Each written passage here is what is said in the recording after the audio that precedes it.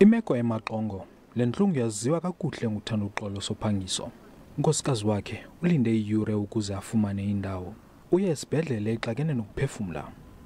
Kuyangixhalabisa futhi kakhulu ngoba nyanyani inkosikazi yami kunzima nokuphefumla, andiyazi uba nami bakusuka kwathini na. Kodwa ke ngoku noko ingenile ngoku kuthiwa ikhona isofa, uzawuhlala esofeni. Le meko eMaqongo ide ibangele abezonkonzo zohlangulo ukuba balinde iiyure ezingapha kwama-20 ngosuku. Mhlekazi wam, xa sichazele ngakumbi ngoku. Bhuti, kunzima apha kunzima bhuti. Uba ufike ngo-6 ekuseni uhambe uze nepatient apha, uyakwazi ubetha u-11, 12 oku ulinde ibhedi ngaphakathi apha esibhedlele. So into emeko yalapha e-Eastern Cape very ayikho right bhuti man. Sicela u-MEC angenelele kule nto leyo because thina si-paramedics under a lot of strain kule nto yenzekayo apha. I-Life Healthcare Group ithi izinikele ekuziseni inkonzo esemgangathweni kwizigulana zayo.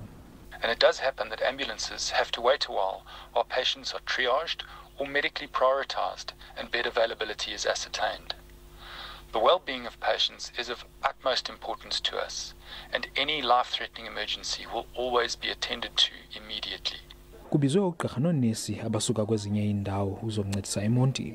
Kuhlatywe ukhwelo kuluntu ukuba luziphathe kakuhle. Ndinguyangafuna noondaba ze-SABC ndiseMonti kwiphondo leMpuma Koloni.